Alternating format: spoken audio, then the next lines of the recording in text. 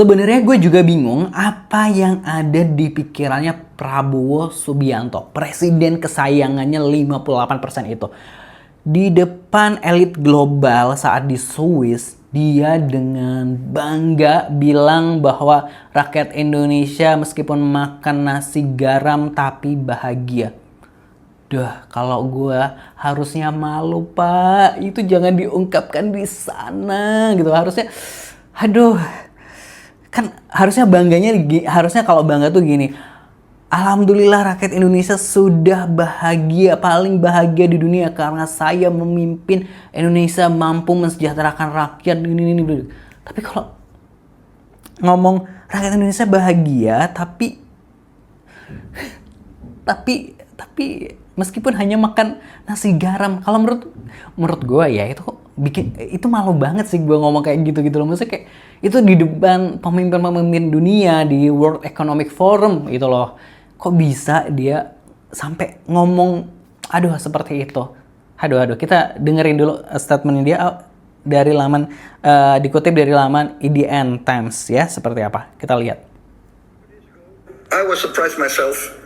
Gallup poll and Harvard University found that a research survey of hundreds of countries found that the Indonesian people is the most happiest people, the most flourishing country in the world with the people the most optimistic.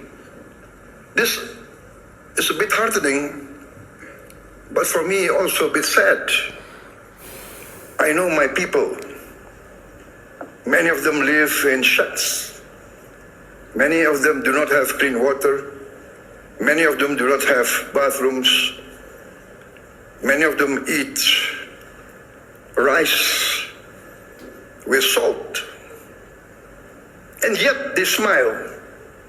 And yet they have hope.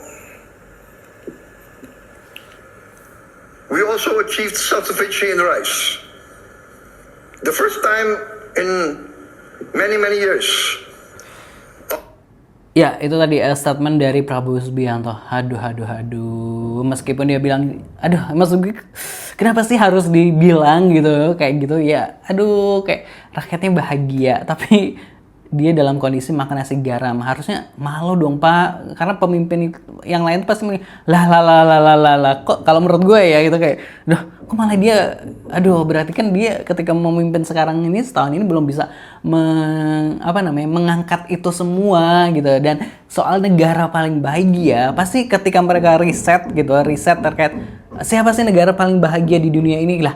Kan itu ada 2 survei gitu ya. Nah, terus kalau survei yang satunya kan menempatkan mana itu? Finlandia.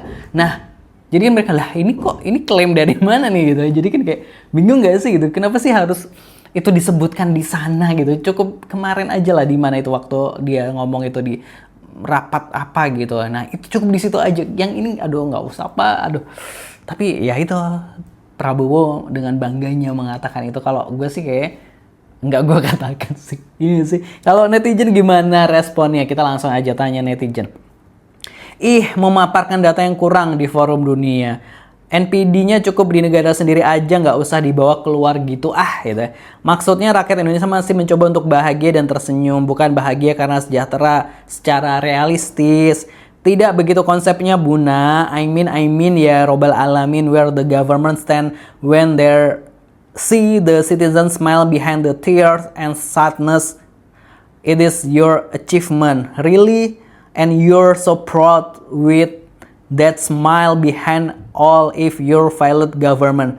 Dude, please stop kidding like a babak-babak jokes. It is not funny anymore. Tuh kan, kayaknya cuma Anda Pak yang bahagia gitu.